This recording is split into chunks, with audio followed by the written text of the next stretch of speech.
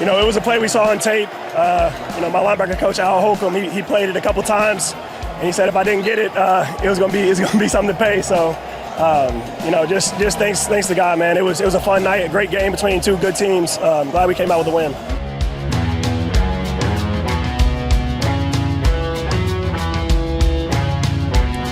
Some teams are good, and they're not particularly interesting, Al Michaels said on Thursday night. The Buffalo Bills have really become a great team to watch. I'm not sure why Al is bringing up the Eagles in this game, but that's beside the point. The point is that the Bills are indeed rarely boring. And on Thursday night, they had the good manners to allow the Miami Dolphins to hang around for the better part of 3 hours, at least until a pair of killer fish mistakes. I'm going to get killed. A roughing the punter and a Tua INT paved the way for a 31-21 win for the heroes of Western New York. The Bills 3-0 with a fairly soft schedule ahead. The Dolphins fight hard but fall to 0-3. Dan Hanzus here with Marc Sessler, Conor Orr, Justin Graver on the ones and twos. It's the Thursday night football recap / week 3 preview, and let's dive right into the game. Mark, I know you weren't overly impressed by the Buffalo Bills. You said so in a text tonight, but at the same time, sometimes you just got to grind out a W, and they did. They took care of their business once again. Division game, they did, and these games come down to a couple of plays, and you nailed it. It was the interception that Connor on text was asking for to get to bed earlier than normal because he's on the East Coast, and I get that. And you got it. You texted that about 4 minutes before it happened. Yeah. But the Zach Sealer blowing up Cameron Johnston, the Bills punter, and opening up the drive that allowed the Bills to continue on and kind of end what I thought was not the last stanza of Mike McDaniel, because it sounds like he's going to stick around, but a desperate Dolphins team. I thought that played with fight and fire as much as they can muster, and it's not enough. That's the problem with the Dolphins. I thought we got the best effort out of them, and it's not enough against the team in the division that you've got to knock out. And the Bills, to me, feel like in games like this, the effort is there, and they are real, and their talent is real, and their talent is like overflowing, but they're kind of like foot on brakes a little bit. Like, we're going to get this done. It'll just take a couple plays and we're there. And this was like the Bills at like 2/3 of their power. I mean, it's encouraging that the fact that they've seen this to a play, and McDaniel got caught a couple times running repeat concepts throughout this game. I thought where it worked, and then all of a sudden he ran it a third time, right, and you'd lose 3 or 4 yards. But the big pick at the end of this game, as Terrell Bernard alluded to, right, that was a concept that they'd seen on film, and Tua decided to look off another defender, but never looked off the guy in front of him. And never saw him. Yeah, and the fact that by now, right, so it's two parts to this. It's a play that they've run before, and by now, even though they've run it a couple times, he's either never run into the scenario where you have to look off that other guy or even think about that other guy. That's what's more troubling to me when, you're supposed to be this high-octane offense by now. Yeah, the Tua game was a bit of an odd one. Warren Sharp had this stat that Tua averaged only 6.0 air yards per attempt for the game, but recorded a negative 4.8% completion percentage over expectation. His first down performance, though, this is what is really crazy. Only 3.5 air yards per attempt on first down, 7 of 13 completion, a negative EPA. Just everything was short and in front of you, and it was putting them kind of in these tough down and distance setups. It took a long time for him to get to 100 yards, and read that. I think you mentioned it, Mark, on a show recently. Mike Silver, our old colleague, wrote a good piece on The Athletic about Mike McDaniel and the grave danger he's in. And he writes at the beginning of the piece, he's talking about how great things started, obviously in the Mike McDaniel era. And then he mentions the 70-point game against the Broncos, which obviously it feels so far away now. I mean, it just feels like, and Connor, like, you're so good at studying the trends of the game and how the game the zigs and the zags of it all. Like, has the NFL essentially figured out a Mike McDaniel offense? Is that a part of what the problem has been with this team? I think so to some degree, but I think what Mike McDaniel tried to put his own spin on what he had in San Francisco, and I think there was a lot more of a speed focus to it, whereas Kyle Shanahan viewed more physicality in his wide receivers, and I think that's where you saw these two kind of places diverge, where year after year the Dolphins are trying to restock this idea of this sort of NASCAR version of the Shanahan offense, but you're never bringing in power. You're never bringing in, these thick interior defenders. You're getting good edge rushers, okay, maybe, but that's not really helping you. And it's Tyreek Hill and it's Jalen Waddle and it's Achane. And there were never guys, I think, that could help you in the intermediate to just play power football, to grind out games and to grind out wins. And it's obviously, it's a trope at this point to say that they shut down in November and December, but there's a reason why they shut down in November and December. He never had those core Shanahan players, I think, to make this thing work that well. And the hook of that article is frustration around communication between plays, that you had people shuttling on and off the field, and you've got Tua trying to communicate with coaches in the huddle, and guys are showing up late or this or that.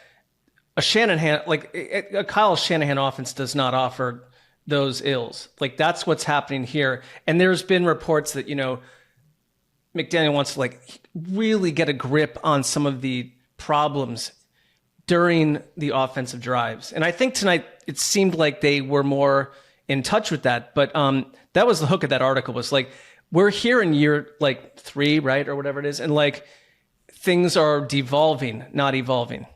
I think it's also interesting on the Bills side of things. It wasn't like the Bills were some explosive team on offense in terms of how they attacked their opponent.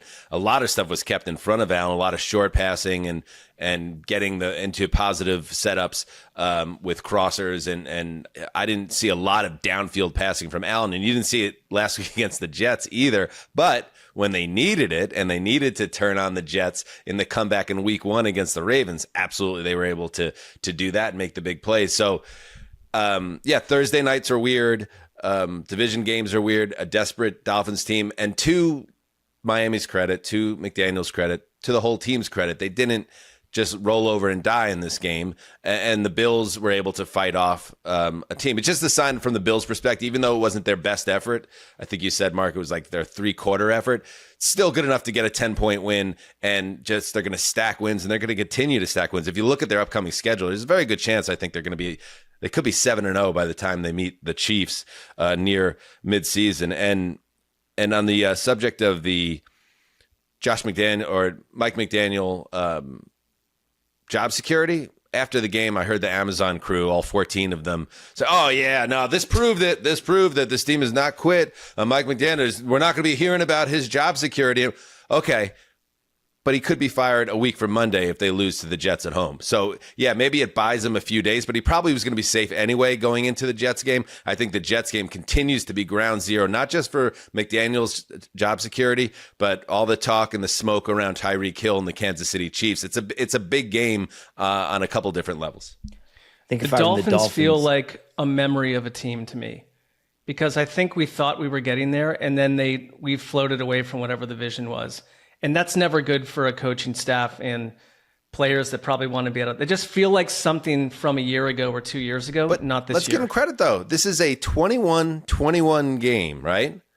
The roughing the kicker penalty, 10:20 to play in the fourth quarter. They get off the field. That was a little messed up, too. I don't know about roughing the kicker, but how does he stop his body from doing what he did? It's a fair thing, but it's also not and the rules analyst for Amazon backed it up, and I get it why they called it.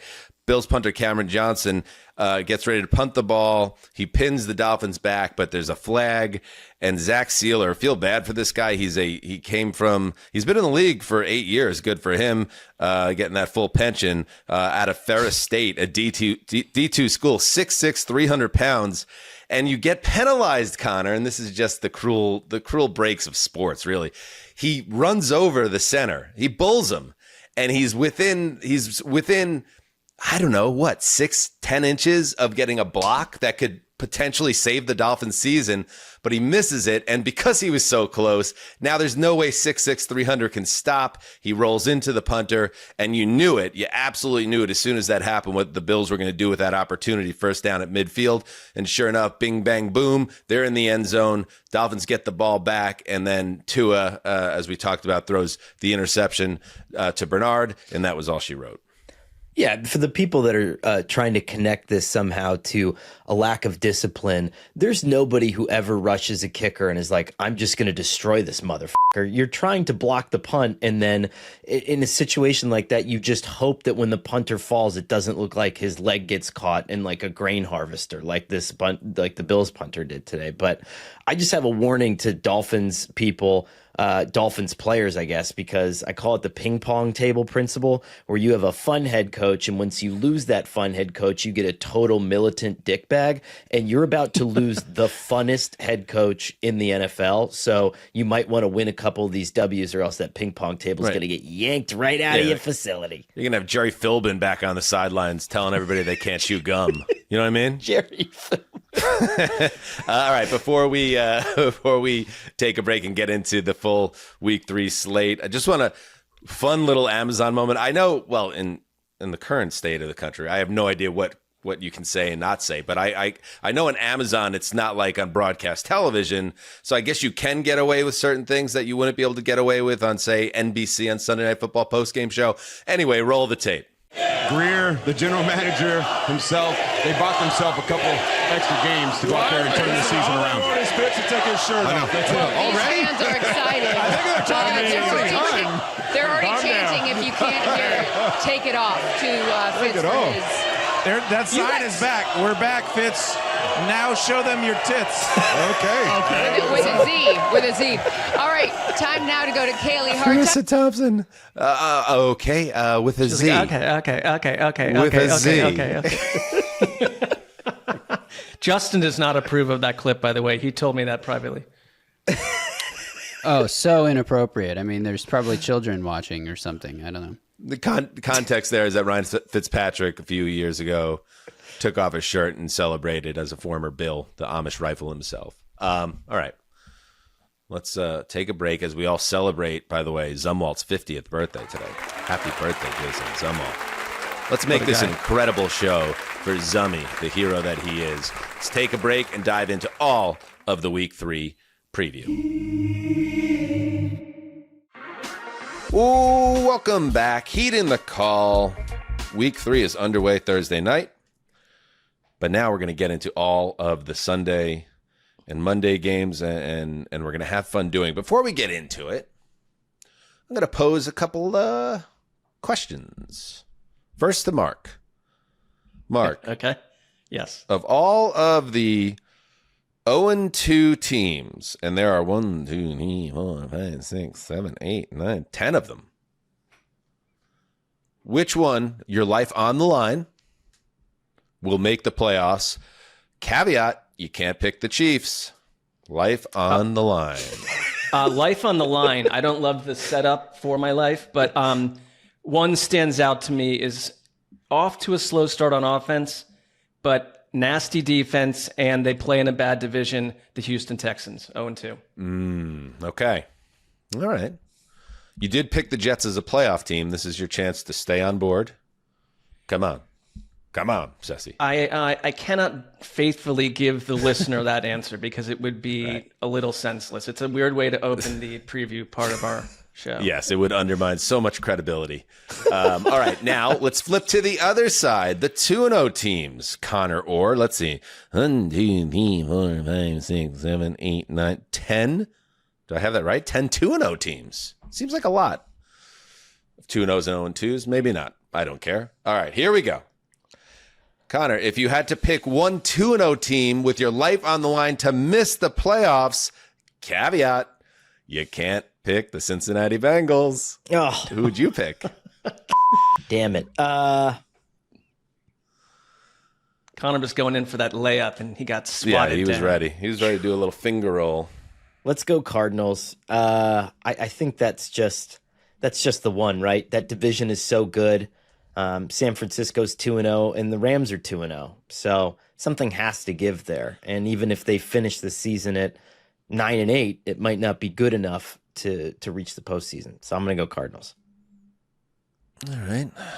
Yeah, that checks out. Right? I mean, I don't know. Maybe. I mean, part of me is like, I want to see where we are with the Colts in a month, but I don't think the Cardinals are a bad choice there.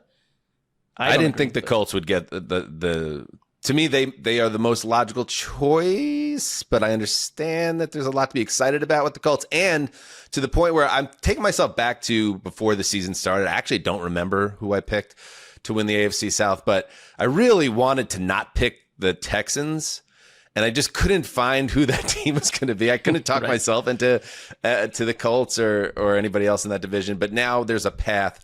Let's see if the Texans get off the map. But the thing about the Texans, we're going to get to it, but God, it seems like the problems that they have this year are identical to last year, which is very upsetting. All right, let's get into it.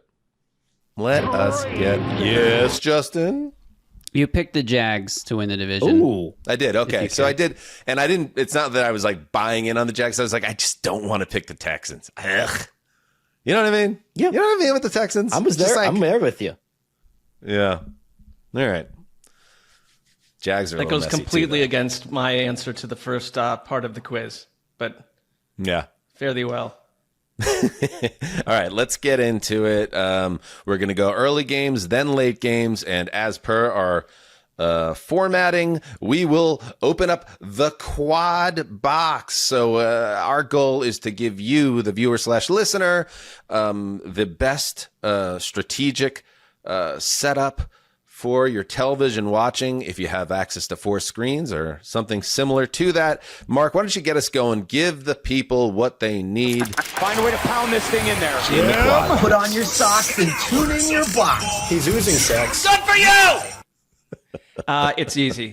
It's a bit of a strange early slate due to some injuries that have derailed what would be exciting contest. But Rams at Eagles, 2-0 versus 2-0. Joe Davis, Greg Olsen, Gotta put it in the on quad. Fox.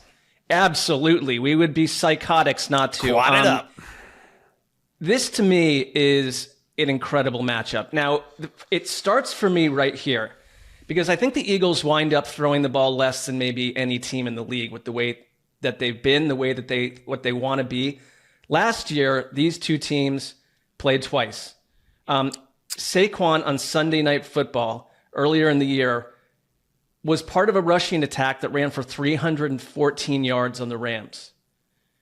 Then you go to the playoffs, and Saquon crosses 200 yards for a rushing attack that runs for 285 yards on the Rams. I love this Rams defense, and I don't think you can ask Saquon and the Eagles rushing attack to just keep doing that over and over. That's the matchup for me, because I think the Eagles just want to be that. They want to be that. They want to dominate. They want to be not simplistic, but just brute force on the ground. And the Rams, matchup-wise, in the last 2 times we've seen them face off against each other, they couldn't get it done. So that's the question. This young Rams defense, I like a lot of the players up front. They're tackling well. I think they're fast and ferocious.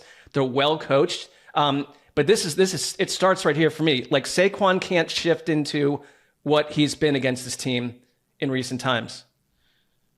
You know what's interesting about this game? I confirmed it because it came from the dark corners of the internet. So the stat that was making its rounds that Jalen Hurts, I think, had attempted more tush pushes than 10 or 20-yard throws downfield. But what was interesting about this game in particular is that after all the false start penalties and the conversation around the tush push and the league taking the videos down, the NFL assigned a referee for this game on Sunday that has not had the Eagles since, and I double-checked this, December 18th of 2022. Has not had an Eagles game since 2022, before the advent of the tush push. And so, do you think that this is one of those like things where it's like, okay, well, if I don't get it past this Supreme Court justice, I try this Supreme Court justice and I try to reword it, where all of a sudden we get some sort of a penalty called on this that has not been called on it before, because this guy has never legislated the tush push. Could that be possible? Well, I don't know. I like there's a theory. My counter is he's less experienced legislating it, Yeah. and unable to see some of that. Yeah. Yeah, I like that as a theory. I think if there is one way for them to try to make this less of a story is just tossing the flag over and over again, but that sounds even worse. As somebody that doesn't like the tush push, the last thing I want now is for the NFL to try to legislate it out in real time by just tossing the flag every time. That sounds even worse. I don't know, man. Like, can we Dan, talk real quick? You called it one of the most boring plays in modern football today. So if it's the most boring play and we're tagging flags onto it, we're in double trouble territory. Right. There. It's from the broken play. But you know what? All right. Here's something real football related to this. Okay. Yeah. Go ahead. Jalen Hurts. Can I? Let me throw out a Jalen Hurts note, and I want you to come off this, Connor. He's thrown the ball just 45 times in 2 games. No touchdown passes. This from RotoPat, averaging 5.6 yards per attempt. Is this just going to be what this team is? And I know all the fantasy owners are freaking out about A.J. Brown and Devonta Smith. And I think you have a right to be, because as long as this works, I don't think it'll be this extreme. But do you think this is just the way the Eagles are going to be operating this season? So the converse of that is, on those pass attempts, he's like the 3rd or 4th most pressured quarterback in the NFL. His pressure rate is 40%.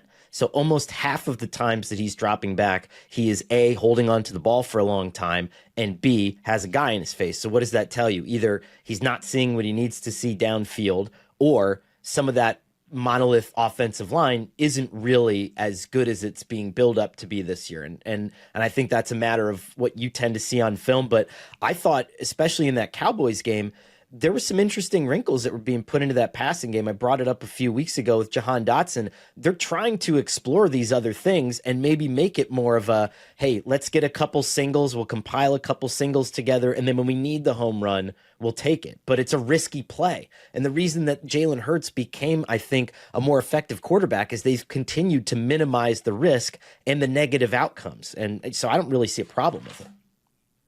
Great playoff game last year between these two teams. Saquon going for 205, a 78-yard touchdown run late in the game. I love it. This could be an NFC title game preview. It has that type of juice to it, and Sean McVay's going to be limping around. He tore his plantar fascia while coaching in week 2. That doesn't sound pleasant.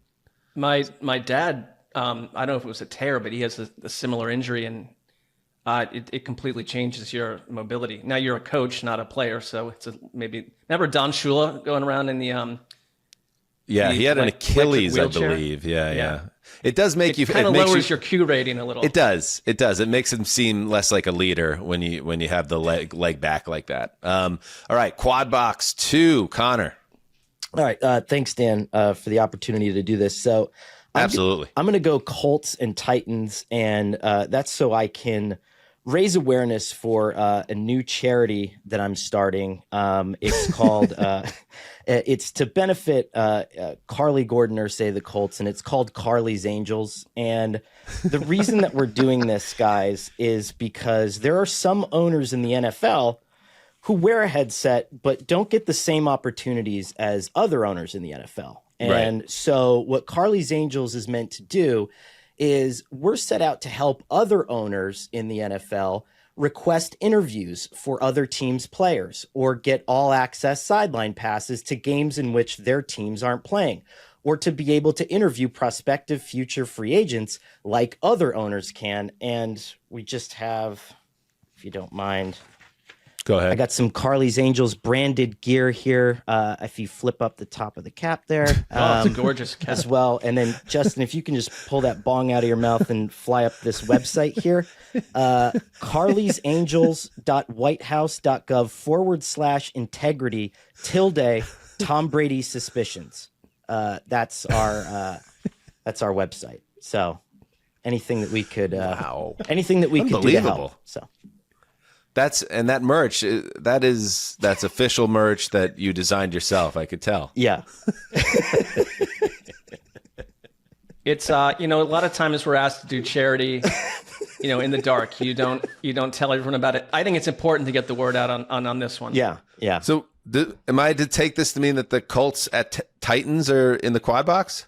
I mean, I still think until the Colts punt the damn ball. They need to be in the quad box. Like, they have not punted the football. But yes, I do think that it's an important combination of both awareness raising, again, because one owner gets to interview players from other teams and to be on the field for games and stuff like that, and other owners don't.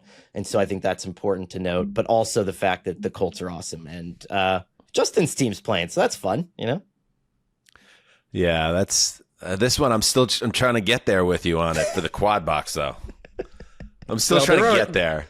If you look at the other games, I know that's what I'm saying. This is the perfect weekend. So many this is 90% quarterbacks. Yeah, like who do you want to watch? The Bengals, Jake Browning versus Carson Wentz. I mean, there's some tough. Well, hey, it's an injury-shattered lineup, and there is a lot of 2-0 versus 0-2. So here's my here as well. So here's my problem here, because I am, like many other people, very interested in the Colts. But what's a little disappointing is like the matchup this week. I don't know how much I'm going to learn if they play well against the Colts. Now, the one thing I guess to take from it against the Titans, like the one thing to take from it would be they're on the road now. So they started with 2 games at home. And now if they go on the road and they again play at a high level and they're outside of the dome, it's like, okay. I'm talking myself into it now, Connor. And then I think in week 4, they actually have a little bit of a hot potato. And then it becomes the real Colts test about, is this going to be the AFC South champion? But I'm very excited to see this offense, no matter who the opponent is, in now a different setting. And I just want to give a shout out because Daniel Jones speaks for itself. He's played awesome. He's playing within the offense. Steichen, you could tell, has got a weight lifted off his shoulders.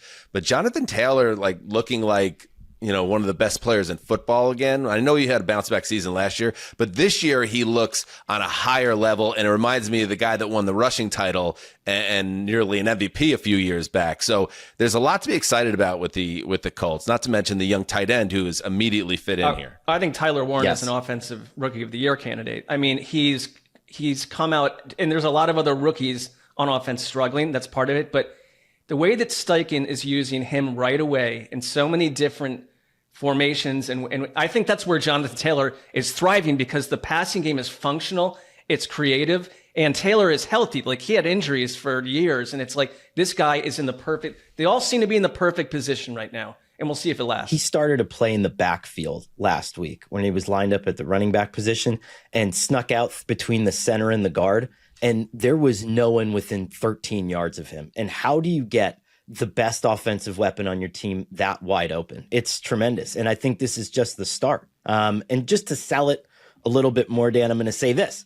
Because they have the hot potato coming up, and because we're starting to consider this as a mature team, can they curb stomp the inferior Titans? And can they avoid the trap game, right? And good call. Because the hallmark, right, of actual good teams is you fight it out with the fellow good/great teams, and you win hopefully more than you lose.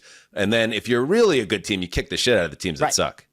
Yep. Like the Bills did to the Jets or the Ravens did to the Browns last week. Those type of games. So, yes, I'm in. I'm all the way in. Just Carly's next Angels. week. Yep. Yeah. Carly's check it out. Make sure you he paid for that URL. So make sure you take advantage of it. And yes, the Titans, if your Colts stay hot, Connor, and they're 3-0 and the buzz of the league, they go to LA to play the Rams in week 4, and that's a hot potato. Yeah. All right. Next up in the quad box, Gravy. Go for it.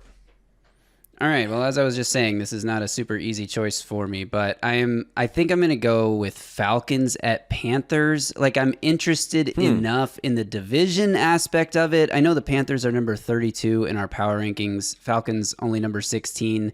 But divisional games can get weird. Fun stuff has happened in Falcons-Panthers matchups through the years. I think of like Julio Jones versus Luke Kuechly and just all kinds of crazy shit. Anyway, Falcons-Panthers gets weird. So I'm picking it for that reason. I want to see if the Falcons defense can continue to look legit. I want to see if Michael Penix Jr. can continue to ascend and if Bijan Robinson can continue to be, as Raheem Morris called him, the best player in football. And then on the Panthers side, super excited about Tet McMillan. Over 100 yards last week, looks like a true alpha, number 1 wide receiver. Can Bryce Young continue to get him the ball? And let's see if this Panthers offense can get going, because in a big divisional game, this is one you got to win if you don't want this season to slip away. I worry about the balance on this offense outside of Ted McMillan, who is a burning bright spot. Like, your right guard, Rob Hunt, has torn his biceps. Austin Corbett at center has a torn MCL, went to IR. Like, if you're Chuba Hubbard, this already was not a good offensive line. And so it just puts pressure on everyone. And Bryce Young, like, I thought played really well at the end of that game last week. They had 3 straight touchdown drives. But he's also, like, throwing for 5.4 yards per pass and has 5 turnovers. So this is just an out-of-sync franchise right now on both sides of the ball. Here's what I'm curious about with the Panthers, and I'll leave it as a benefit of the doubt to say that they're interesting to me. So they went Ted McMillan in the first round when I think a lot of people there maybe wanted an edge rusher. And I think that, I'm not saying that the room was split or anything, but I think that there are certainly some people on that staff who think, hey, we could have used a first round edge rusher. But what they did was they went edge in rounds 2 and 3, and Nick Scorton and Princely both increased their snap totals week over week from week 1 to week 2. And I think Princely had maybe the Panthers' only sack or one of their only sacks in the second week. And so if Ejiro Evero is going to get anything going, because this defense is so threadbare, if maybe we can see these rookie edge rushers continue to build. Look what the Falcons did a week ago against the Vikings, where it was all rookies and they were able to take over that game defensively. Maybe Carolina gets the same boost there. Yeah, I'm interested to see. Obviously, this Atlanta offense is going to go through Bijan Robinson, as it should. One of the best players in football, the best player in football, according to his head coach.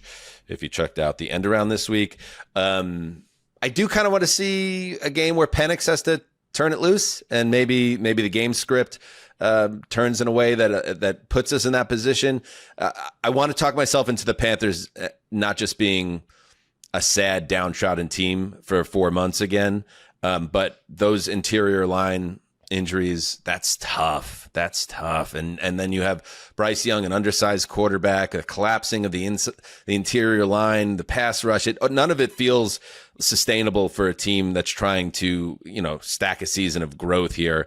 So that's on my radar. Also, I want to see, in addition on the Atlanta side, to seeing maybe Penix air it out and see that side of his game. I want to see if this pass rush is for real, because obviously we all talked about that on the Sunday night game, how well they played and got after the quarterback in week 2, which was kind of the breaking of a curse in Atlanta.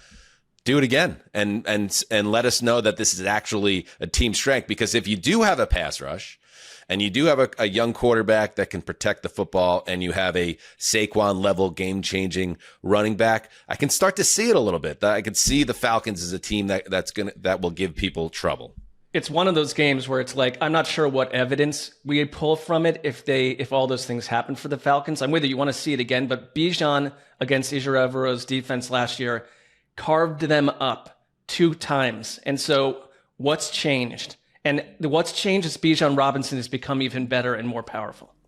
All right. And on the Falcons offense side, like, if we want to see this team be a true, like, really compete for the division with the Bucs, who are dealing with a lot of injuries, can they get Drake London going? Drake London's like 13th in the NFL in targets, 47th in receiving yards. A ton of fantasy football players right now listening to this are like, yes, please, can Drake London get going? He's killing my teams. Like, what's going on with the Drake London thing? I want to see this get on track against what has been a pretty weak defense for the Panthers. Yeah, there are different spots. Just talked about the Eagles before, where especially if you're a fantasy head, you're freaking out, but we still have such a small sample size that game script goes off kilter for a week or two, and it doesn't tell you necessarily what this offense is going to look like. But this is going to be a run-oriented offense. I mean, Connor is just burning to say be aware. Yes, Connor. Yes, Connor. I don't know if you guys saw Brian Kelly, the LSU head coach, and they beat Florida this past weekend. And the first question was, I think, about the lack of the downfield passing game, and he just lost his damn mind, and he's like, what do you people want? And that's sort of how I feel about week 2, where if you're Kevin Patullo, for example, you guys beat the Cowboys and then you beat the Chiefs in 2 weeks, and it's like, well, Kevin, you're not throwing the ball downfield, and it's like, who gives a shit? And the Falcons are 1-1, and Drake London's not getting the ball, and it's like, Bijan Robinson had a 100-yard receiving game. Like, damn it. Like, don't you think that was pretty cool? And so I think that's what is tough for me about this time of year, and when I actually tend to side with some of the coaches on this a little bit. Yeah. The game script will dictate Drake London being force-fed the ball down soon, and it will happen. So just hang in there. I'm just saying, there's people asking questions. Clearly, you have Drake London on your fantasy team. There are Actually, civilians that are him. upset. They're I just traded civilians. So. away for Traded Kenneth him Walker. At 50 cents on the dollar. Wait, you traded him for Kenneth Walker? It's pretty good, right? Straight up. Yeah, not bad. I don't know, man. I mean, he's playing like 35% of the snaps, 40% of the snaps for Seattle. It's a one running back league, and my only other running back was Travion Henderson, and I have Malik Neighbors. We're too deep in the weeds on this. I'm good at receiver. Sorry. All right, good. Great. Happy to hear it. All right, last game in the quad box, and we've already talked about that a little bit, and due in part to all these quarterback injuries.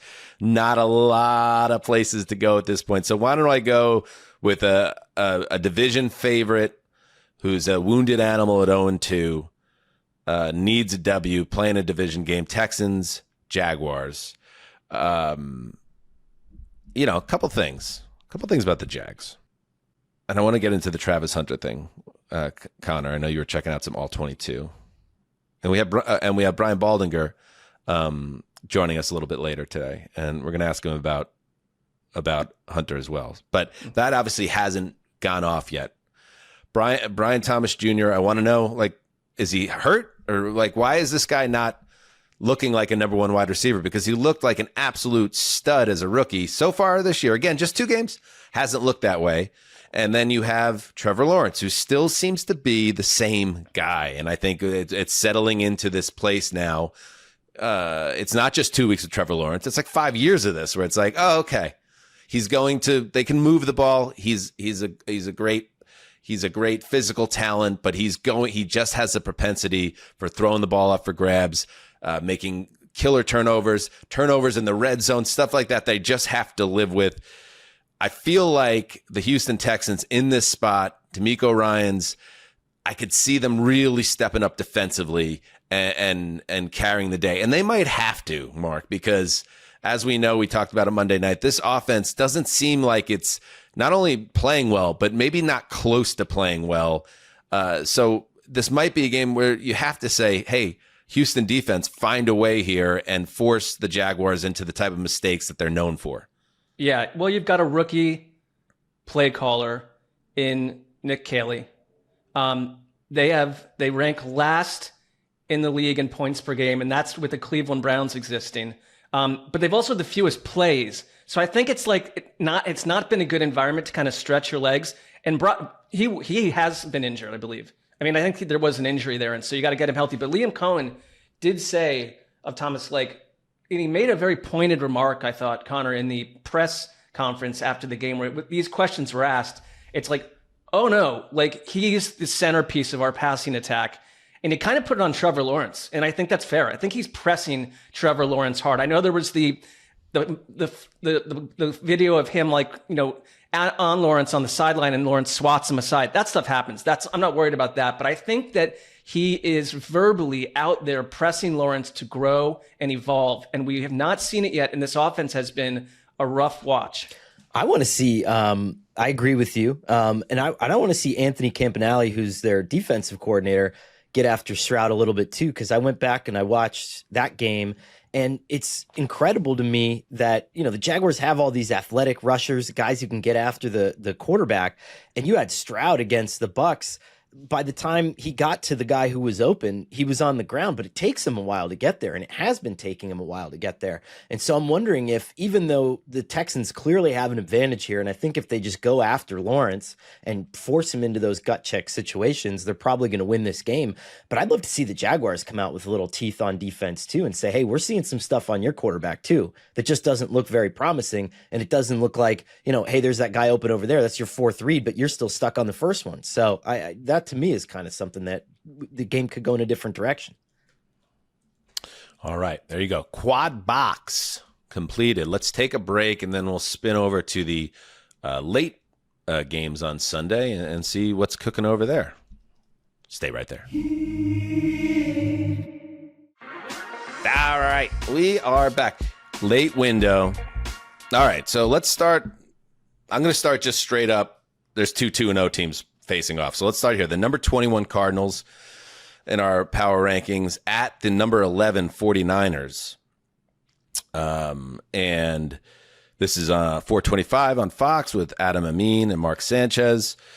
Brock Purdy, limited practice participant Wednesday. He could return this week, they say, but it's still unclear. Okay. However, we know that Mac Jones played. I thought he was fine. Watching him, it was like, okay, this is elite for a backup quarterback. The offense is still functional. What else can you ask for? But to me, this is a good. It's for me a little bit less about the 49ers, but Mark, more about your Cardinals. And here they are now on the road in a big division game. Let's see what you got in this spot, Kyler Murray and the whole gang. I agree. I think week 3 dishes up contests like this. We've mentioned a couple teams where it's like, show me once again what you can do, because I'm not ready to completely buy in, and it's not easy to sell the Cardinals to a lot of people, it feels like. Yes, the Niners are injury depleted. Yes, you've got a backup quarterback in there. There's no George Kittle. It's a young defense. That said, you have to go on the road into San Francisco. The Niners certainly looked functional a week ago, so it's not a shattered offense at all. And this is a good Cardinals defense. I think it's a good test to go against Shanahan and see how a lot of these added players and drafted players mesh here. I think on offense, I want to say one thing about the Cardinals. There's like a little bit of a scuttlebutt where I think it's fantasy driven and it's reporter driven. Like Marvin Harrison has not, again, kind of blown up early. And they're asking him in the locker room at this point, like, are you upset about the fact that you aren't getting enough targets here and there? And it's like, it's 2 weeks in, and Marvin Harrison even said, this is silly. Like, we're out here to function as a whole.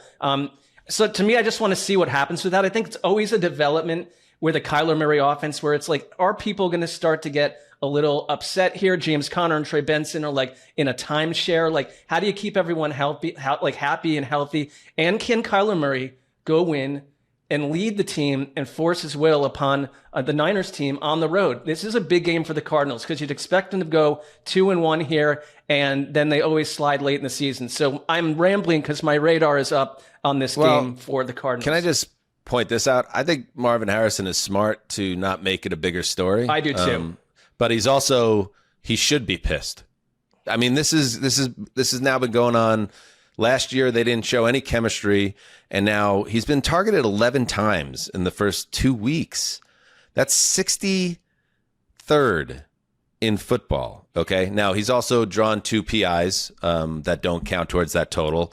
But at the same time, this is a guy that was a 4th overall pick that was specifically brought to the desert, Connor, to be the wide receiver 1 that Kyler never had.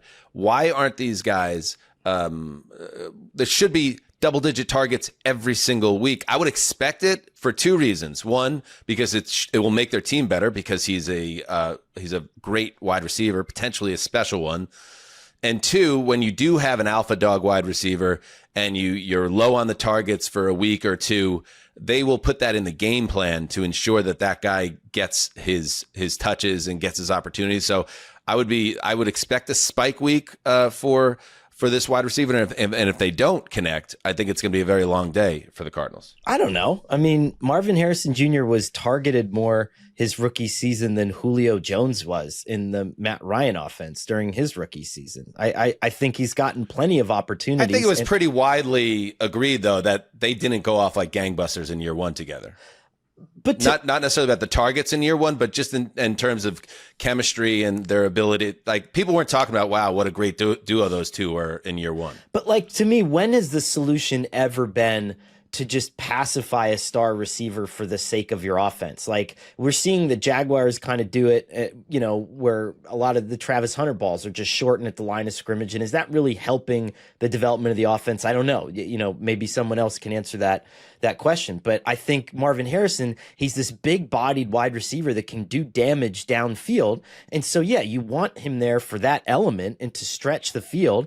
But like, you also want him to set up situations where way easier easier completions for other receivers are open. And it's like the Eagles where, okay, tough shit. If you're not getting the balls earlier in the season, you're winning games and your quarterback is getting easier completions. Like, that's the whole point of this anyway. And just to have a showpiece that's like, oh, cool. Look at the fact that we threw to Marvin Harrison's son 16 times. Like, that's awesome. It doesn't make any sense if he's not open. I get it. And I'm not saying it's actually good for the offense for that to happen, but I feel like it does happen when there are certain players. Now, maybe Harrison is being a good soldier in public, and privately it's a little bit of a different conversation. But also, like, using the Eagles as the example, like, the reason why that passing game and those receivers sometimes fade out is because they have like an almost historically great offensive line running game combination, and Jalen Hurts is a brilliant running quarterback. Like, I know Kyler has the ability to be that a great running quarterback, but I just feel like the best version of this team does have that balance with the WR1. That's all.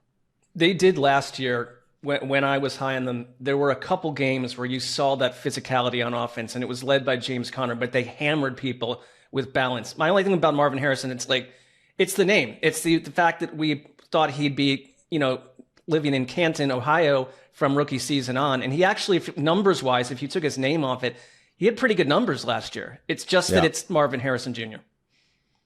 And his draft status also. I mean, a top 5 pick of wide absolutely. receiver. But I mean, it's other highly drafted players, high pedigree, get to slow starts, and they're not talked about the same way.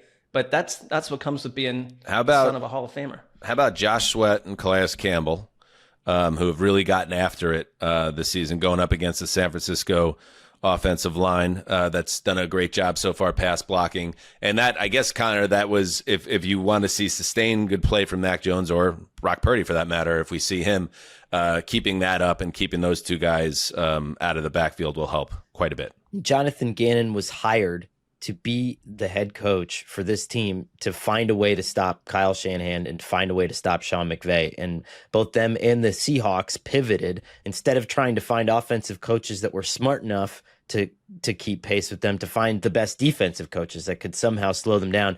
You've had 3 years. Now you've had a free agency specifically devoted to, and a draft to building a defense that can shut down this offense in particular. So let's see what happens, right? This is the time we take the test. All right. Let's swing over to the AFC West, where the number 13 Denver Broncos at 1-1, coming off a heartbreaking loss to the Colts, where a leverage penalty on a field goal gave Indianapolis second life, and they drill it to drop the Broncos to 1-1. Now they travel to play the Chargers, 4:05 on CBS, Harlan and Green. Mark, this is like, I feel like I don't want to see the Chargers right now, even though Khalil Mack is out of this game, but not out for the year. They got good news on that. He's just going to miss several weeks with that dislocated elbow. The Chargers just feel like they're playing with a lot of confidence right now. And not that SoFi Stadium is any great home field advantage for this organization. There's going to be a lot of Denver fans in that building. Still, I feel good about the Chargers and where they are at a headspace through 2 weeks. I love the way they're built. I think one of the bigger developments is to lose Rashawn Slater and have Joe Alt come over to the other side of the line and play as well as he's played. That is a huge piece of why Justin Herbert looks like the Justin Herbert we've waited for. This is a dominant offensive line. They're huge all over the place. And I just see them as a team that very quickly formed an identity. They felt their identity for as long as we've done podcasting together has been, what are they going to do in the final couple of minutes to crumble? What dramatic missed kick or boinked off the like some sort of doinked kick, or like someone fumbles left and right. Like, it's the Chargers have been this snake bitten team, and they don't feel that way under Harbaugh at all, and Greg Roman. And I think they're a more creative offense than we thought they'd be. And you're facing a Broncos team that we just said this defense will do everything and guide them. And they were just absolutely shredded by a Shane Steichen-led Daniel Jones team. So I'm more like, who are the Broncos right now, Connor? Yeah. You put it out there, Mark, on the Monday pod, and I thought that was super smart. You said Jesse Minter is going to be a head coach next year, and I totally agree with that. The way that they're moving Derwin James around and the way that he's just been able to completely upend plays before they started. It's not just the Chiefs. It's been the entirety of the season so far that he's kind of had his paws all over. And even with Khalil Mack out, and they signed a couple edge rushers, I think, to their practice squad. They're going to try to rotate some of those guys through and see if anything sticks. But even if it doesn't, I think the strength of this is it's almost a back to front defense that, like the Vikings last year, is winning the game and winning the play before the ball is even snapped. And so this is such a huge test for Bo Nix, who, again, it has been fine and has thrown a lot of touchdowns, but I think has looked more uncomfortable than he has over the average of last season.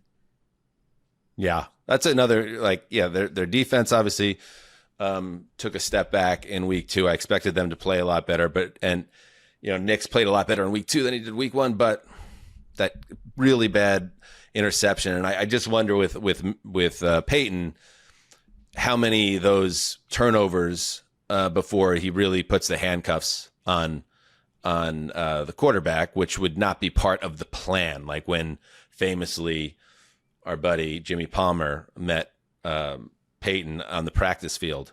He said, "I love this team." The idea was that Nix was going to take the next step as a quarterback. Is he? Is he going to take the next step? We shall see. One thing I wonder is this the big Omarion Hampton breakout game, especially with the pass? The Broncos linebackers seem to have struggled covering backs out of the backfield a little bit this year, or just kind of giving up some explosive to backs this year. So who knows? I don't know. I hope so. All right. How about this? How about this one, Connor? The number 15 Dallas Cowboys coming off that shootout win over the Giants at home. Now go to Soldier Field. Number 25 Bears, wounded animal game. The Bears do to start 0-3. Even as football fans, we've become accustomed to the Bears getting overhyped and the idea of like this being the year.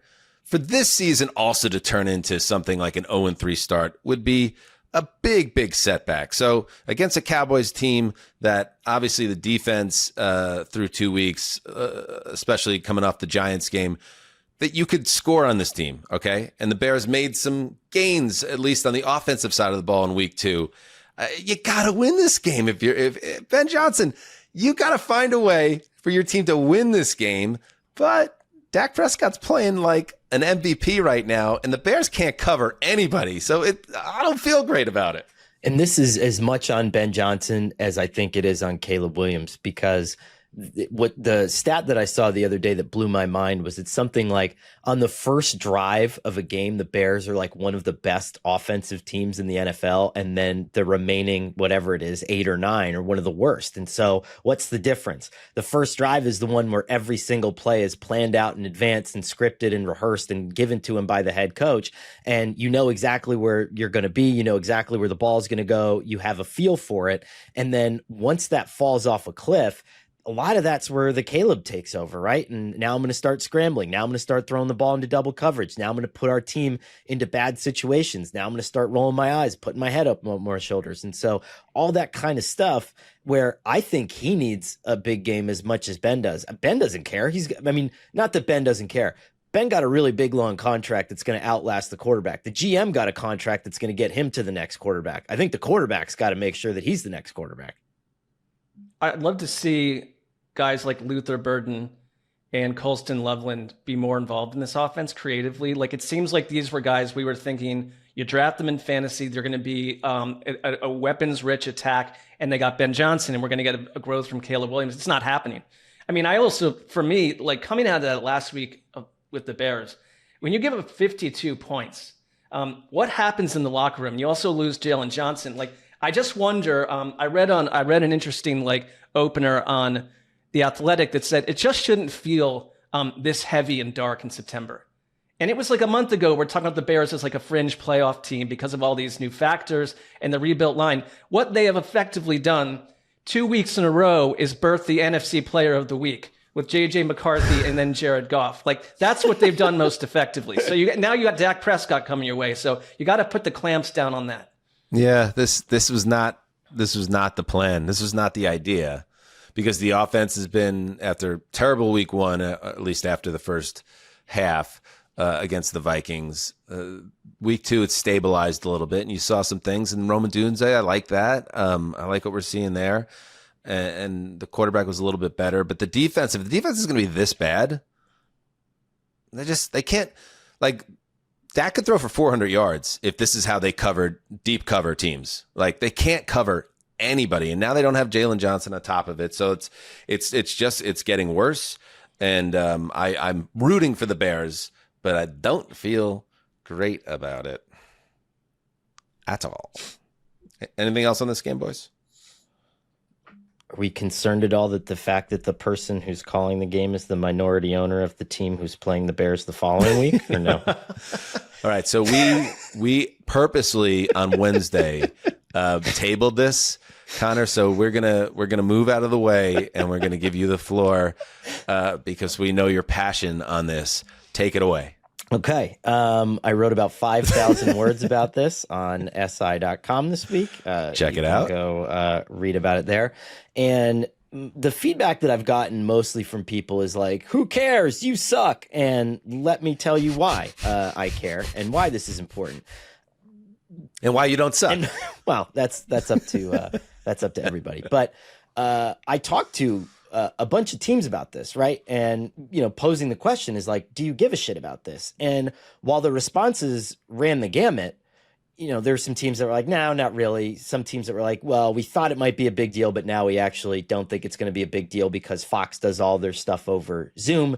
And really, how intimate can you get over Zoom? And then there are some teams, and I don't want to over importance those teams, but some of those teams are like, fuck yeah, this is a big deal. Like, we're playing this guy and he's Zooming with our players. And it was interesting. I talked to the sense among some of the coaches that I talked to is like, okay. And Ben Johnson actually said it out loud is, okay, I'm going to put my least interesting guys out there. We're just going to go completely coach speak when we talk to the broadcasting crew. Then who does that service at all? Who does that help? And in an effort to get really dark with this, I transcribed nearly all of Tom Brady's first 2 broadcasts, okay? And I went through everything that he had said in these first 2 games. And this is You're a fucking maniac, and I love you, Conor Orr. This is gonna sound like I'm making fun of him, but I'm not. Go. Okay. Nothing that he got from those conversations added anything to the broadcast that he wouldn't have been able to see himself and say by just with authority saying, this is something that I saw on film. And so, there were some magical moments in these broadcasts, and I'm not kidding, where Tom Brady would say, look at how long it's taking Russell Wilson to call that play. I bet they're not running this because this is a shorter play call. Holy shit. What an amazing thing to notice, right? Or in the Commanders game later on, right? They call a timeout with 29 seconds before the half, and he goes, I always like to hold on to my last timeout because you actually want to save it just for the field goal. And they ended up blowing it and not kicking the field goal. Tom Brady does not need to be in interviews with these players to be able to do this. And so the flip side of it is, he talked to Jaden Daniels before the Commanders game on Zoom, and Jaden Daniels is telling him, I had some problems with my mid-range passing game this year, and here's how I'm going to read the defenders. Oh, great. You don't think Patrick Graham just got that pipelined into his cell phone? That just doesn't come up organically in a conversation. Or when he's doing the Chiefs game and Kevin Burkhardt goes, hey, it's 4th and 1. Do you like this call? And Tom Brady's like, I don't know, maybe, maybe not. Well, yeah, you're not saying it because you play in the Chiefs twice this year. And so, again, it's like, just either pick one lane. And I know that's a tired take because I'm asking a guy to give up $40 million a year. And who's going to do that? No one's going to do it. But at least just yank him out of these Zoom interviews so that the team stop freaking out and it doesn't keep impacting like Kevin Burkhardt and Aaron Andrews and Tom Rinaldi, who are probably getting worse answers and having to work harder at doing their own jobs that they're already very good at. Like, just the common sense solution here is to pull his ass out of the Zoom interviews. He probably doesn't want to do them either, unless he wants to do them. And then we have to ask the question, why do you want to do them so badly? The end. I'm sorry. This is all good job. I love it. This is all the fault of Tom Brady for getting snookered into that crypto investment where he lost $30 million. That it all goes back to crypto. That's I'm going to red string this bitch. I think it boils down to who he speaks to, because you're right. And I read your piece, Connor, and like it was detailed and it made me think a little differently about things. I think one problem is that if the onus is on the teams to decide what information they're going to give. Like Bruce Arians was on McAfee and he was great. He basically talked about the fact that, like, look, these meetings are bullshit. He's like, I've never given anyone anything good in these meetings. They're a formality. They're a get to know you. It's. I would challenge that from Bruce, by the way, who I think is trying to sound real cool to stay on TV. But go ahead. That's fine. but I do think that the onus, though, is if you don't want to give anyone anything, that's okay. But if you do, like, his presence there confuses things, because don't tell me that. And we love Burkhardt, but like the rest of the crew and the Fox people in there are not going to share information with their broadcast partner to make that the best. If you're someone like Jason Light and you don't want your former Super Bowl winning quarterback to be part of an interview when you're racing towards the playoffs, it's hard for people to say no to Tom Brady. I think it's just hard because he's Tom Brady. It's not someone else. It's like it's hard to say no to Tom Brady, and it's the teams that have to try to shield information or not have the conversation they might have if he weren't there. Let's give the final word to Ben Johnson on the Brady situation, who, is connected to this by week 4 virtue. What? Like I said, I'm really not worried about it. I mean, we change week to week in terms of what we do. Schematically, he's going to be able to turn on the tape and see what everyone else in the world's seeing right now. Personnel-wise, really the same thing. It's not like I'm going to sit down with him and tell, hey, don't do this to Caleb Williams or you might get it. Like, I'm not going to. There's not going to be any trade secrets that are going to be exchanged. But I really don't think it's that big of a deal, to be honest with you. All right. Deal. Put a bow on it, Connor. I think that keep fighting the fight, Connor. The funniest thing to do, and the thing that the Bears should do, is, and I know that they did Zoom with Tom Brady this week, and I mean I think everybody's just going to continue to do it. But you put like Scott Daly, your long snapper, and be like, okay, he's the one that's going to be available, and he's going to talk for 45 minutes about long snapping, and that's what the broadcast crew is going to get every single week until you take him off these calls. All right, let's take a break, and when we get back, Baldy time. Stay right there. All right, now it's time. We're joined by Odyssey NFL insider Brian Baldinger. Baldy, host of the Best Football Show podcast. Insider calls are brought to you by Nationwide for your insurance and financial needs. Nationwide is on your side. What's up, Baldy? Well, it's, we start week 3 here tonight. I mean, we're all in our schedule. We're all in our routines. And, these days are just cruising. So it's a perfect, I'm getting ready to call the Rams and Eagles on Sunday. It should be a hearty rematch from a year ago in the playoffs. So, and it's sunny outside. So it's great. It's great to be alive here in South Jersey. Wait, you go outside again? I just feel like you're in this room, and the studio, and you maybe see like a custodian here and there, but I just feel like you're just in this big empty building. I do know all the custodians by name at night. I do. I have a good relationship with all of them. Any Goodwill Hunting situation going on? Any geniuses on the chalkboard, like drawing up the next great like Kyle Shanahan type offense? They've got a few in here. They've got a few that are pretty. But they're AI people. They got AI doing all the work for them. I don't know if they know what they're looking at, but they could give you some information, though. Don't get us started on that, Baldy. All right, let's dig in. Dark turn.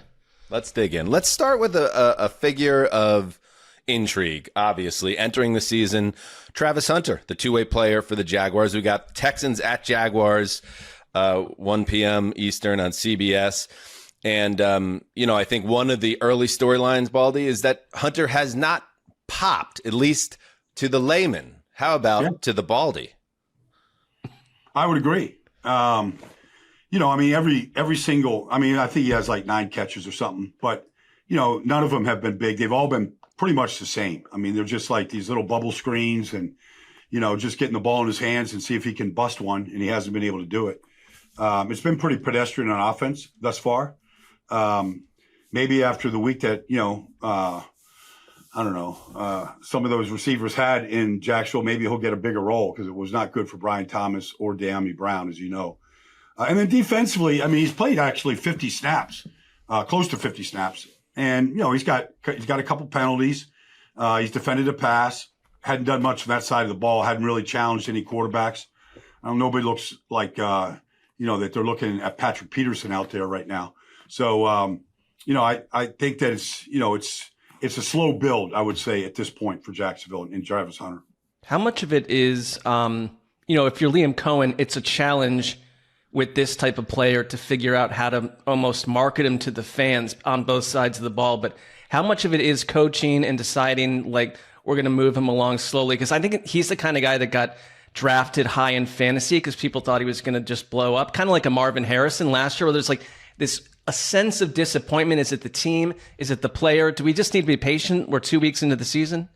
I don't know. I mean, he looks to be a gadget player at this point.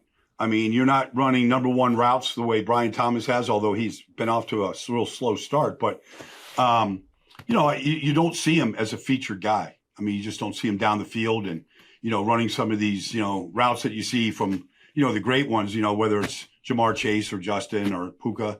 You just don't see that type of routes from him. Now, maybe that's coming, but you don't see that right now. And then defensively, I mean, he looks like he's a rotational corner that we thought he was going to be, with a chance to, play a lot more snaps. I saw him try to make a tackle the other day, and, he's getting up kind of slow from the ground, like these are things that happen when you go up against, some of these receivers and tight ends that are, that can run you over. Like, he's not the biggest guy. And so you kind of I've always been a little bit concerned about just how he's built for being a two-way player. Yeah, when you check out the all-22 in terms of technique, I guess especially on the defensive side of the ball, do you see a guy that looks comfortable, that looks like a pro cornerback, or does it feel like at this point this is just just the supreme athlete that they're kind of trying things out this early in the season? I don't know. You look around the league and you look at a guy like Denzel Burke, in Arizona in the week that he just had, and you go, man, I would have taken that guy in the fifth round, and he looked like he's ready for prime time. Now it's one game, he stepped in, but he doesn't look like a guy that's going to just, lock down the side of the field the way we saw Keyshawn Nixon last Thursday night. He doesn't look like that type of player right now where he can just lock somebody up. It just, it's early, but that's not what he looks like right now. All right, let's move to a different topic, Baldy. How about Drake May? Week one was disappointing for the whole of the Patriots, the home loss to the Raiders, but against the Dolphins team, which is, I feel like you're getting the Dolphins at the right time. Maybe the whole season will be the right time for the Dolphins, but May just seemed like a much more comfortable, precise quarterback and exactly the kind of guy that you hope he's going to be if you're a Patriots fan. What did you see from Drake on the tape? I saw, a big jump from week one, but he was also much better protected. I thought Will Campbell was outstanding, and he saw a bunch of, highly drafted and highly paid players, whether it was, Bradley Chubb or Chop Robinson. Like, he saw just about everybody in the rotation over there. He was fine. The other rookie inside Wilson, it's a rookie left side. And, that's the strength of this Dolphins team. We know defensively they've got issues on the back end. You could look at this, at the depth chart and go, they've got issues, and they do. But, you thought the front would be, that could win. And you just didn't see it. You didn't see it from Zach Sealer. You didn't see it from Bradley Chubb. I thought the guys played really well up front.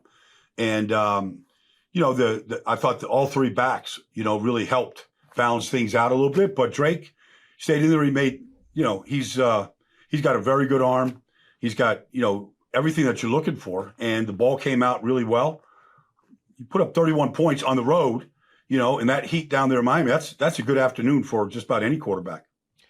You are the guru of offensive line play. Will Campbell has come out of the gate playing really well. What do you see in his performance so far? Well, he's very consistent.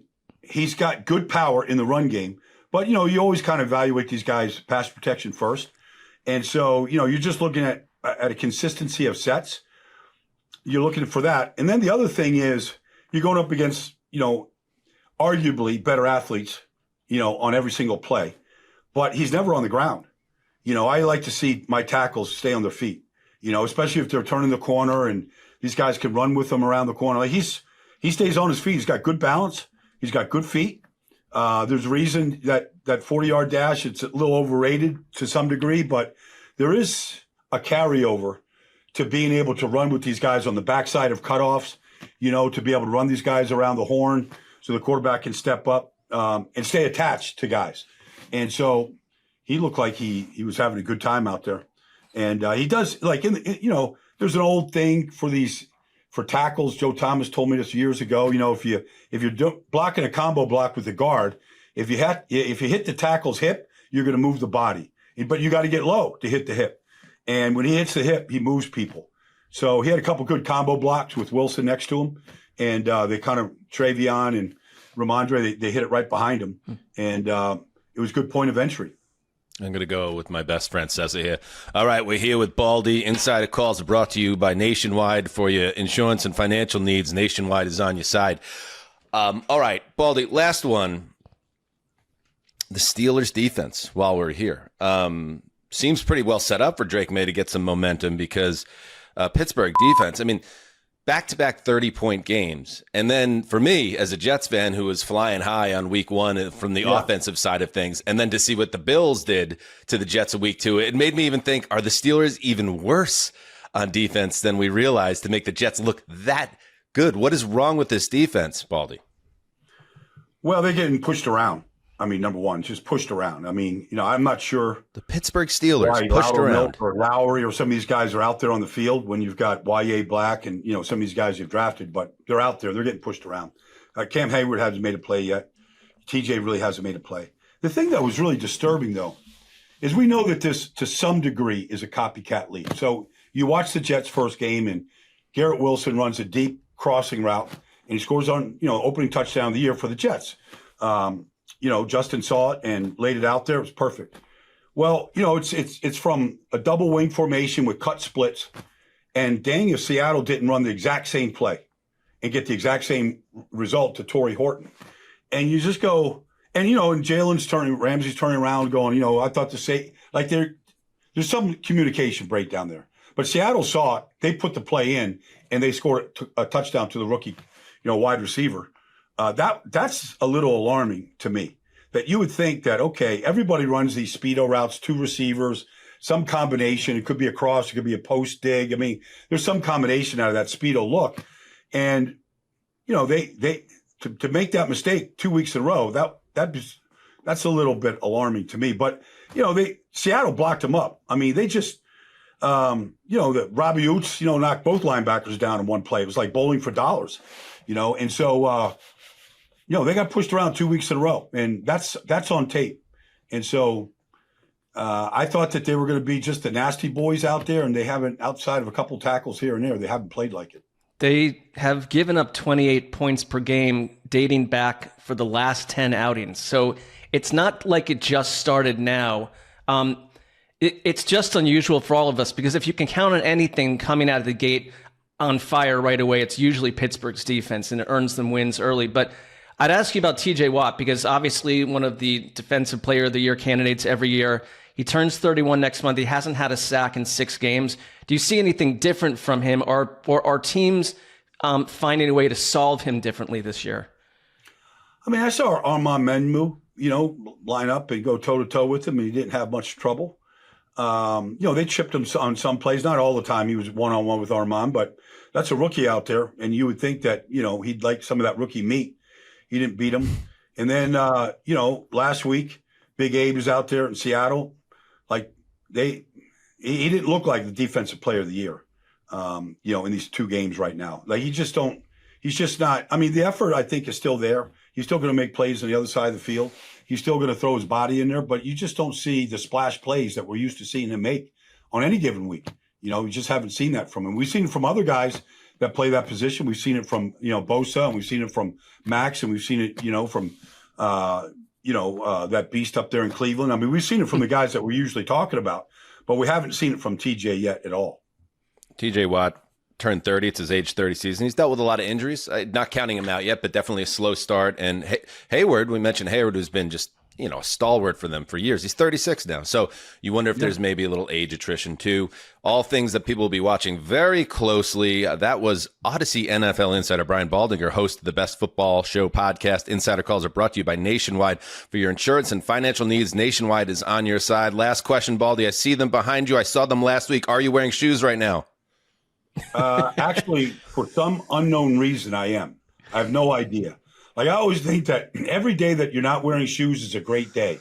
And usually I've got my flip-flops on, and I don't know why I've got a pair of Nikes on right now. I can't explain it at all, but they're on. A little disappointing. Got to correct that. Yeah. Yes. All right, maybe next week. Baldy, thank you very much, sir. You got it, guys. You bet. There he goes. Conor's back. Who knows what he did while he was gone? Probably something to do with his website that he's launched. Sure. If it was a sandwich, I wouldn't tell you about it. So, yeah. The sandwich. There's a lot of people who are like, let Conor cook or eat or something. Make a sandwich. So on patreon.com/heedthecall, Conor is going to make his favorite sandwich for you, the hedonist. That's coming up. That's content that's coming. Shirt's optional. Hey, yo. All right, let's get into the primetime games, starting with Sunday Night Football. The 0-2 Chiefs still hanging in the top 10 of the Heed the Call power rankings. Travel to the Meadowlands to face the number 26 Giants. Tirico and Collinsworth, of course, on the call. And I mean, it's got to have it, right? The Chiefs got to have this game. It's been a frustrating start to the season.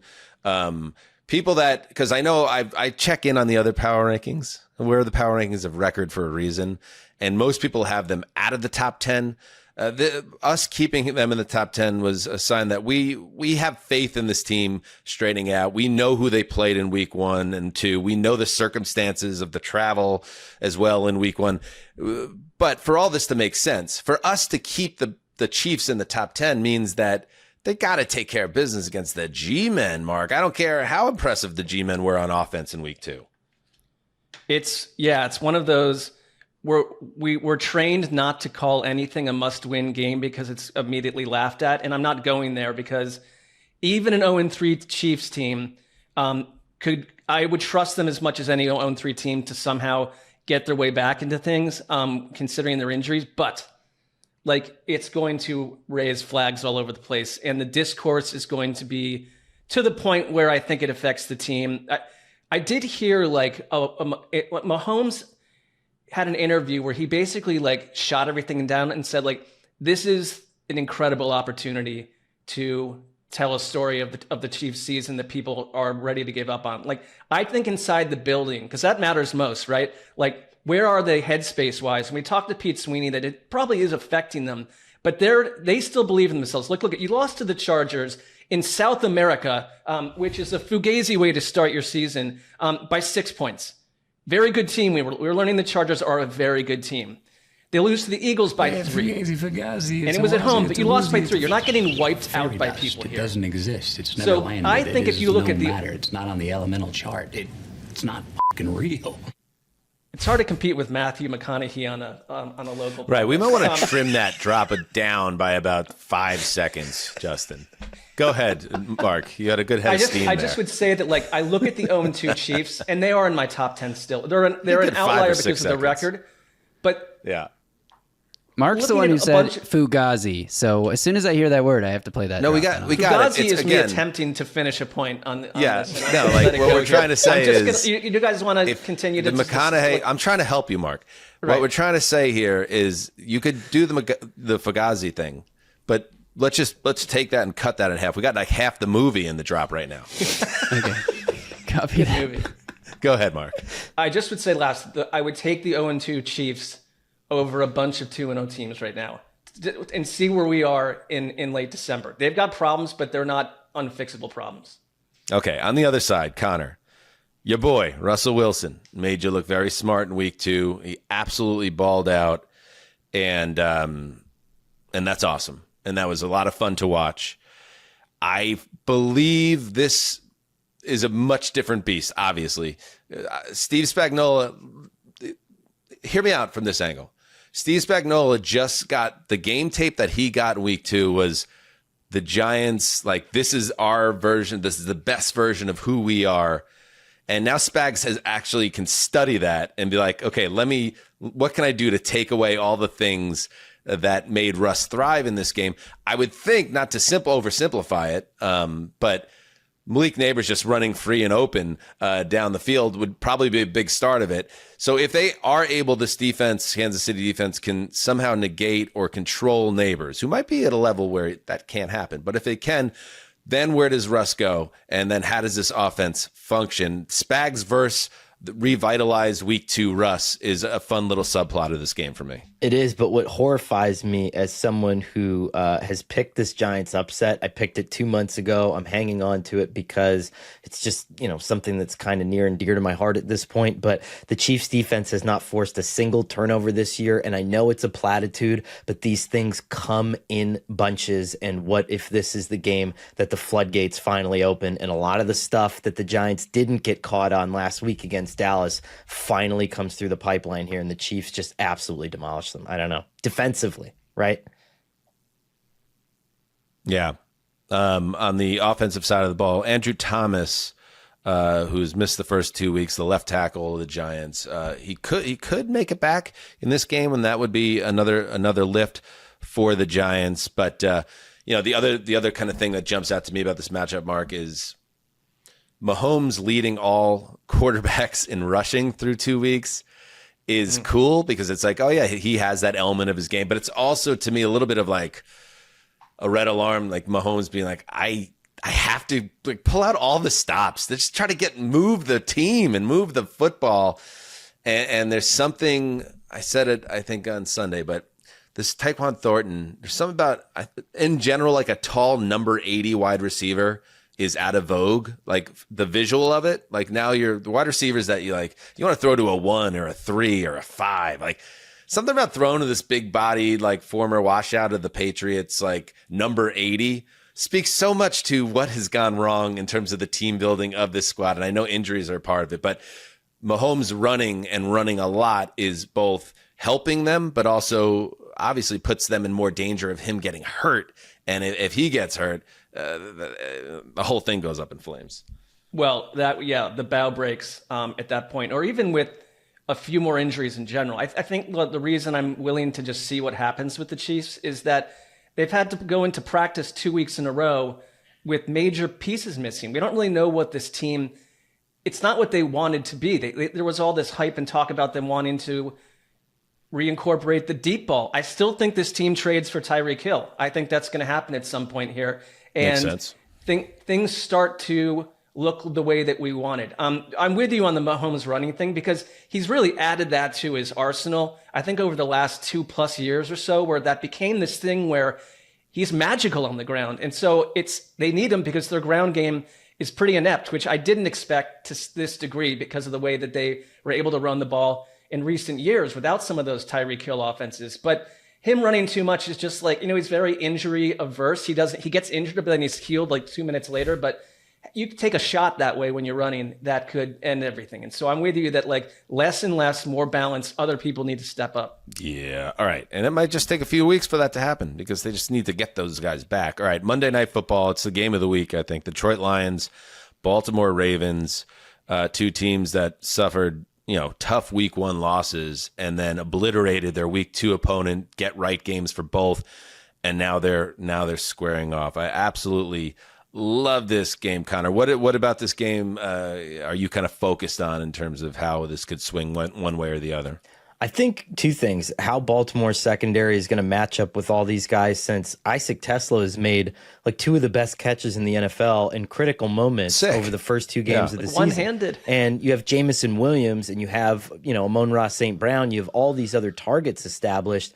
Baltimore's probably the team that's best suited to put body on body. And I know that they gave up a lot of points in week 1 and they didn't look good representatively, but I still think that they can put body on body here. And I'm just dying to see what they decide to do, because this Lions offense presents so many problems just in the passing game alone. And who do you want to put on who? Where do you want to put, your safeties, all that kind of stuff? I'm dying to see that. And just broader, right? The week 1 was such an aberration for both of these teams. And then week 2, they were playing such inferior opponents. This is where we really see the leveling out, I think, of both of these teams, which is critical. I'm willing to think that the Lions simply did not and don't match up well with the Green Bay Packers. And that had a lot to do with that game. I will say that when things were pretty dark and it's are the Lions not the Lions anymore? And then you go drop 52 points on the Bears. They set a franchise record, 8.8 yards per play in that game. And if you're John Morton, who's getting talked about for all the wrong reasons a week ago at this time, it kind of just settles everything. But then you've got this is a rough and tumble opponent, and you're going to have to, I think, win a shootout. I just feel like this is going to be one of those games where it's 34-34 in the final couple minutes, and you're going to need to get Jared Goff and the people from last week. And the good news is we saw it, so it's not like we're waiting to see it with the Chiefs. We saw it a week ago. Yeah, a shootout involving the Lions, I feel better about their chances when they're at home and in the dome. I know we're not at the period where the weather turns, because that would be a big difference maker for me. I don't know what the weather looks like in Baltimore for this weekend, but if I had to choose, I would say I like the Ravens in that situation. But at the same time, damn, they look good again. It was so, and the Bears again were so the sample size is so small that it's hard to make too much sense out of anything. But Amon-Ra St. Brown, to single out one player, I don't think that guy gets enough credit for how great he is. An absolute dominating performance against obviously overmatched Chicago secondary. But this guy is he's the one thing that week in and week out, you could bank on that guy delivering a big game and helping keep the offense functional. So, a game where Goff and Amon-Ra St. Brown, connect and go off together, and then you have Lamar, who really, it doesn't, pick your teammate of Lamar and they're going to produce. I'm with you. I like this as a shootout. If it gets there, I see the Ravens maybe forcing a couple of Jared Goff mistakes and being the victor in this game, but sign me up for that. Isaiah Likely also going to play, and that changes Baltimore's offense significantly with the real tight end too. They're going to run a lot of different formations there too. And Mark Andrews has not been Mark Andrews so far this season. Yes. All right. There you go. Prime time in the window. Now, time for the other ones. These are the games that the teams that we did not get to yet, and don't get mad at us, because the other ones, you can move out of the other ones by playing at a higher level or maybe just playing a better opponent. And it's one of those things, Mark. It's a good barometer for the idea of life. Sometimes life isn't fair, and maybe that's the case with your team this week. Just deal with it. Right. We're realists. We understand that there's unjust and just alike in each of our livelong day. Very nice. Very nice. All right, let's get into it. 90 seconds on each game. Let's start with the number 4 Packers 2-0 at the number 30 Browns 0-2. Mark, I don't know what else needs to be said. Your favorite team of your youth and present day against your pick, your darling, the Packers. Don't feel too good about this one. I don't feel good about it. I think here's the thing. It's one of the sadder elements to the Browns this season is that you have a historically fierce defense right now. And in a game like last week against the Ravens, they hung in there for a while, but then it just all crumbles. You can't do it alone. And outside of Quinshon Judkins playing and looking pretty good, which is a nice development for the Browns, I don't see how they don't at some point put in Dylan Gabriel, because it's just a non-functional offense at this point, and it feels like the goal is to find out what you got. I do wonder if we'll see a less moving around Micah Parsons and you save the exotic stuff for games that are really going to matter and just let him statically rush off the left or rush off the right and see if he can just create chaos in that way and put some other stuff on tape for this defense and maybe, again, save Micah for when you actually need him. Yeah, to Mark's point, the Browns actually have the highest PFF grade for overall defense in the league after 2 weeks. And that's with the Ravens doing their Ravens thing where they just piled on at the end of last week. So maybe a little bit of a challenge. But Jordan Love, healthy Jordan Love looks so much different than the guy that didn't quite meet expectations last season. And that's a major part of this early Packers' success as well. He looks like love. All right, number 18, Cincinnati Bengals at number 17, Minnesota Vikings. Ladies and gentlemen, Jake Browning versus Carson Wentz. This is not what we signed up for, Connor. You know what's cool is I think watching Bill Belichick the last couple weeks has cured me of this fallacy that there are such things as like true genius head coaches. Like I think there are good play callers and there are not good play callers. The people who are sitting here and saying, I can't wait to see what Kevin O'Connell does with Carson Wentz. It's like probably not a lot because a lot of coaches have not done a lot with Carson Wentz, and this game's going to be like 19-16, and we're all just going to sit there wanting to slam our heads between a phone book. And so that's my thought on this game, but I could be completely wrong. There has been a lot of bizarre Carson Wentz dialogue out there. I've noticed it too, and it's like this guy's starting for the sixth team in 6 years. There's a reason for that. I like Jake Browning to some degree. I kind of feel like we saw in the past, like you still have all your weapons around you.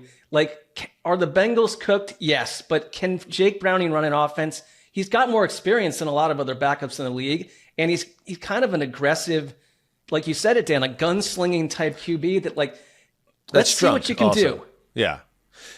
The one thing we know about Jake Browning, Mark, is that he's going to be able to get it to Chase and Higgins. And as long as they can do that, they'll probably keep scoring points. It's just the turnovers, you know?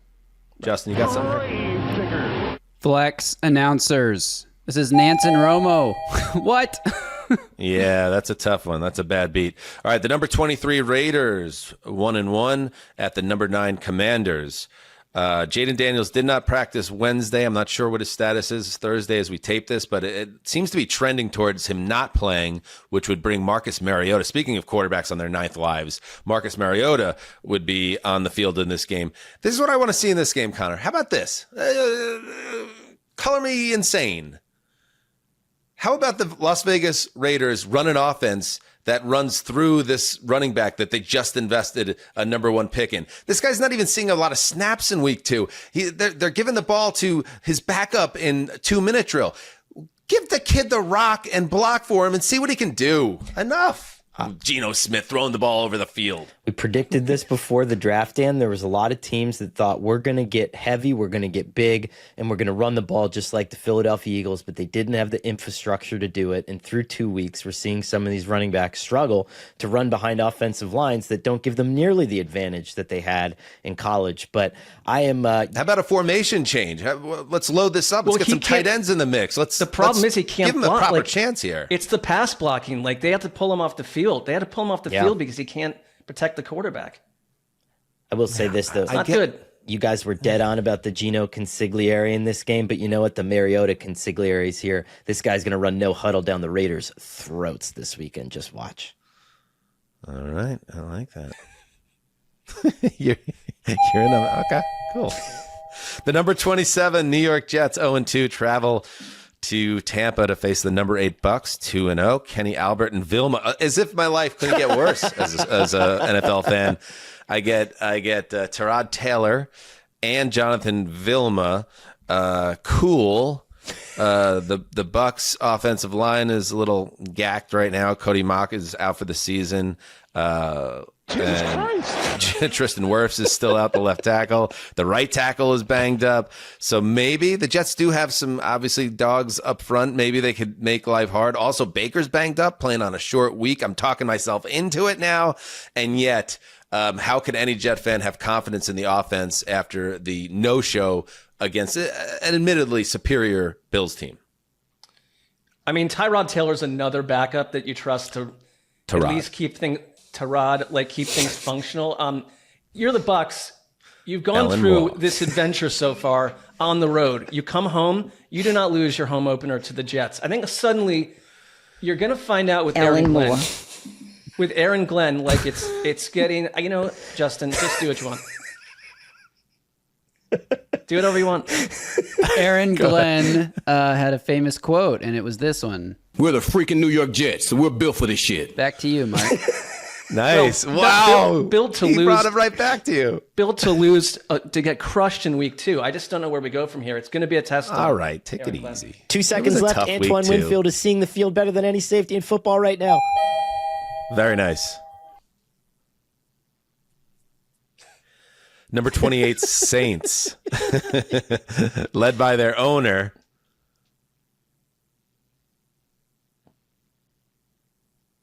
Now you're gonna get Mark. Ellen really Moore. Now you're late with it. Well, I'm Ellen Moore. Trying to start the timer and do the drop at the same time. It's difficult. Ellen Moore. What if we just did Ellen Moore for 90 seconds? Ellen Moore. Ellen Moore. Ellen Moore. Number 28 Saints 0-2 at number 14 Seahawks. I love it. How about this? I haven't heard any of it yet. Not that, Darnold was amazing in week 2 or anything, but like, I guess you can't just like pick up some bum off the street and put him at quarterback for the Minnesota Vikings. It might be that Sam Darnold actually, had a role in Minnesota thriving last year, and then he stuck it. He stuck it to the Steelers in week 2. Let's see if they can build on that against the stinky Saints. Yeah, the hive is back. I don't know. I think like this Michael Sean you don't know. I do. I think the Seahawks defense is going to be a huge factor all year. Like Byron Murphy is starting to play outrageous football. Like Leonard Williams, Jerron Reed, you can't run on this team, and they're starting to rush the passer better. So it's like Mike McDonald's vision is starting to form. See, you're part of the problem. I try to tee up a little Sam Darnold juice. It's like, let me move to the defensive line as quickly as possible. Whatever, Mark. Next, Connor, what do you got? I'll do what I want. Everyone does what they want with me. So. I will say this. I don't know if it's going to be an unpopular take, but of the 5 best throws that I've seen so far this season, 2 of them have been made by Spencer Rattler, and the Saints are going to lose this game, but he's starting to sneak onto my quad box every week because he makes a fantastic throw. Wow, I like that. Someone sneaking onto your quad box. Hello. Sounds disgusting.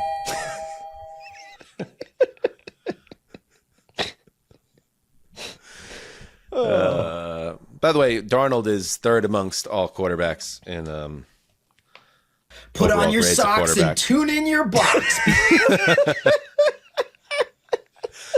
PFF has him as the 3rd ranked quarterback and a NFL best 3.3% negatively graded throw rate. He's got a couple turnovers, but he's played very well. He might actually be good. Jerks. All right. Sessler, you got. I feel like you deserve the floor. Say anything you want right now. Anything you want. Talk about anything. Robert Redford? It isn't. Oh. Well, I would ask you each what your favorite. Justin, have you heard of Robert Redford? Yeah. I'm insulted by the question. I went to film school. Thank you. Okay. Well, I love this ongoing tete-a-tete between Graver and Sessler. What is your favorite Redford movie? I had a really tough time boiling this down. I go all the President's Men because it was just done absolutely perfectly, but there's so many other answers there. Let's see. I'm taking a look at it right now. He did so many films, Mark. So many. The Natural would be my choice as a baseball fan. But, he's one of those guys that so many of his best films, I didn't go to film school. Okay. So there's a lot of movies that, like, for instance, The Sting. I never saw The Sting. Like, sometimes, and this sucks. Same thing happens with bands and musicians when they pass away. I'll revisit their catalog and be like, damn, this person was so talented. Or this band was so great. I'm going to do that with Redford, but I'll throw one out there just like as a 90s kid that I just liked it. And I know you liked it, Mark, because it was just a virtuoso Brad Pitt is hot performance. A River Runs Through It. Great coming of age, 20th century, early 20th century America saga. It was, I consider it like a prequel to Legends of the Fall because everyone was realizing this guy can act and he's wicked hot. But that's an example of Redford becoming a very good director. He directed like 9 or 10 films too. Mm-hmm. All right. Connor, you want to throw something in? I would say Avengers Endgame. He has sort of a cameo film role school. in that. Guy went to film school. Indecent Proposal. Come on. Oh, good call. Oh, man. I have a whole boatload of takes on that film, but I'll save that for maybe the Patreon. All right. Demi Moore, out of control in that film. Out of control. Yes, peak. All right, blind locks. Okay, I want to tell you guys something. before we make our blind lock picks, which means if you don't know, first, let's check out the standings because everybody's I'm off to whatever 1-1, but everyone else is 2-0. So even with my middling score through 2 weeks, 7-1. So far so good. But it also tells me perhaps the heroes need to ramp up the challenge. So with that said, I call rule change. Effective Jesus. right now. Effective right now. The mirror test, which means if you pick a team that goes over 6.5, you have to, not only your team has to win, but they have to cover. So if it's 7, it's 14. I'm lowering that. If you take a team that's 5 or over, it doubles. So be careful about the favorites you go hunting after, lest you, suffer the fate of them not winning by double digits, because then you'll lose even with a victory. So with that said, rule change. It goes from 7 points to 5 points. And with that said, change. Stick that in your pipe and smoke it, or rule change. You're up first. Okay. So I could tell that flustered you. You were like, I was gonna pick a team that was a 6.99 point favorite. We're not supposed to know. I don't know. I don't look these things up. I know. I'm saying like you're hunting for that, but now you're like, oh no, he changed the rules. No. Just when I thought I had all the answers, he changed all the questions. No. So this one again, I alluded to it earlier in the show. I predicted this as an upset months ago. And I felt something for the first time watching football in probably like a year when I was watching that Giants game and the Cowboys game last week. I think I may be a fan of this team. And so I am locking the motherfucking Giants over the Kansas City Chiefs. Oh, what a hero. Sunday night football. It's going to be a beautiful 68 degrees in East Rutherford. Everyone's going to be cooking in the parking lot, and it's just going to be this classic New Jersey day to send the Chiefs to 0-3. Did you say everybody's going to be cucking in the parking lot? Maybe. No. Last week everybody was gooning. Now we're cucking. By the way, what was that whole thing? Does that mean something gross? Gooning? Yes. What? Gooning? I got a lot of tweets like, "Oh, you're gooning, haha," and I was like, "That means being silly." But then they're like, "No, in England it doesn't," and it's like, "Well, you guys don't. Yeah, you don't." No, that's a thing. You're going to want a Urban Dictionary that one, buddy. I'm good. It's you could find out very quickly if you just plugged it into any sort of search engine. Not interested. All right, this is I guess going to be the first one of the season. We're going to do a lock off.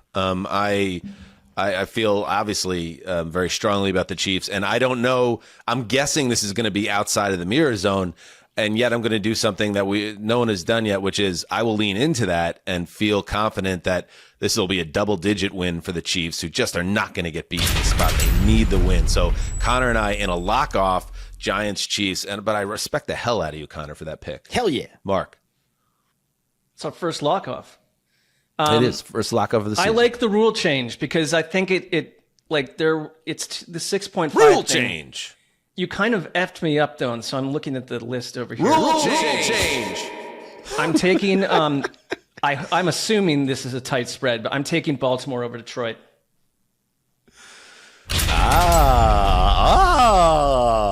Baltimore over Detroit. Let's guess this line just for fun. Detroit. I'm going to say Baltimore. Who'd you take? Detroit? I took Baltimore. Oh, you took Baltimore. I think they're probably losing. I would guess 1.1. Yeah, 1.5. I think they're going to be laying 1.5, maybe 3. I'm going to say 1.5. Baltimore's laying the wood on that one. What do you guys think? I will refrain. Justin. I'm with you at 1.5. So Connor, what do you think on that one? That's a tight one. Could be 3. It could be -3 Baltimore, but God, if that was, maybe even I'd gamble on this game. I don't know. Yeah. All right, let's take a look. Let's see what the spreads are. Let's see if I have to double up my lock first of all. Well, let me get my lock first. I'm taking the Cowboys in Chicago. Wow. Interesting. Nice. I've been a an shoddy guy indictment. since the preseason. You know this. Give me the Cowboys, baby. Yeah, that's cool. Yeah, you were on the Cowboys train. I picked them for the playoffs too, but you were early on the shoddy train, I think. the Bears fallen to 0-3 at home. Ooh, on a late game. That would be tough. All right, let's see. Let's check out the spreads on this one. Let's see. Okay, the -6. There it is. And look, the rule change, Kansas City -6. The rule change immediately affects Zuzzer in a big spot because previously I would just had to get a win, but because it moved to -5, now I need the Chiefs to win and win by 10 plus. So there we go. Baltimore's favored by 4.5. Okay. Well, I got lucky there. Whoa! Wow, Justin, get Don't on you that. need the Chiefs? Don't you need the Chiefs to win by 12? Doesn't it double from 6 to 12? Oh, excuse me. I'm sorry about that. Wait, am I getting penalized? He's like, rule change. Never mind. Yes, No, you're right. It has to. I'm trying to think if that actually makes sense logically, because if it was 5, it makes sense logically. If it was -5, then the bigger the spread, the bigger you get banged. Yeah, that works. Yeah, you're right. So Perfect. Okay, I got to win by 12. I still feel good about it, but I'm properly dinged. An amazing rule change by Tugboat in the biggest of all spots. And then anywhere, what was the other game? Cowboys by 1.5. Okay, good stuff. All right, good. All right, thank you everybody for checking out today's show. Alan Moore for checking out today's show. And remember, we'll be back Sunday recapping all the games we just previewed. So make sure you're there for that as well. Patreon.com/heedthecall. If you haven't subscribed on YouTube, please do it as we continue to make our march as we're heading towards 30K subscribers on the YouTube. Not bad at all. All right. Have a great and safe weekend. Till next time, do what you must. Heed the call.